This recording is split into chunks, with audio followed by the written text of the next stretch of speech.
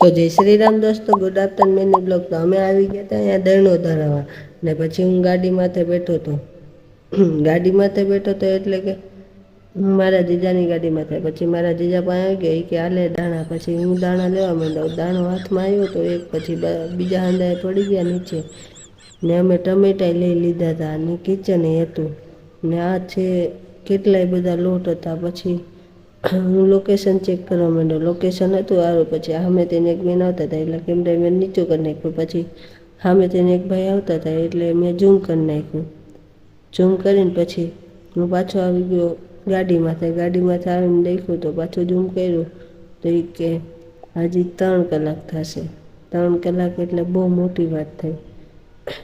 પછી હું મારો મોબાઈલ આ રહ્યો. પછી તમે કોમેન્ટ કરજો આનથીને પછી બ્લોગ ચાલુ કરવાના છે. અત્યારે તમે લાઈક અને ફોલો સબસ્ક્રાઈબ કરી નાખજો.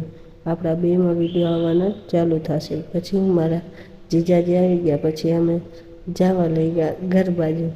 ઘરે પૂગવા નહોતા આવ્યા એટલે બહુ વાર લાગશે એટલે હું વ્લોગ બનાવવા માંડ્યો. વ્લોગ બનાવીને પછી વાળ હરકા કરવા માંડ્યો. વાળ હરકા કરીને પછી ગાડી ભગાવી ફૂલ સ્પીડમાં.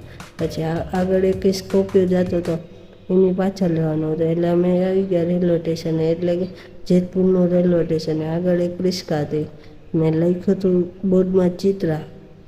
પછી અમે બોર્ડના વટી ગયા હતા. રેલવે સ્ટેશનની ઓલી ગેટની અંદરથી એને બહાર નીકળી ગયા હતા. પછી અમારો આગળ હજી સ્કોર્પિયો જ હતો. પછી હું અમારા ગેટની અંદર એન્ટ્રી કરવા માંડ્યા એટલે કે ઘરની અંદર ને આ તો કબાડું હંધું ને સામે હતો અમારું પટ. બહુ મોટું પટ હતો. પછી હું અહીંથી ને ફૂલ ગાડી સ્પીડમાં અકાલ નાખી હતી એટલે કે ફૂલ સ્પીડમાં 80. પછી આવી ગયું અમારું ઘરમાં એન્ટ્રી કરી એટલે તો પાછો મને બોલાવી કે હાલે આ લેતો જાય. એટલે હું લઈને જવા માંડ્યો પાછો અંદર. પછી અંદરની એન્ટ્રી કરી નાખી આ તો બોલો. પછી હું તમને આ મિની બ્લોગ લાઈક અને સબસ્ક્રાઈબ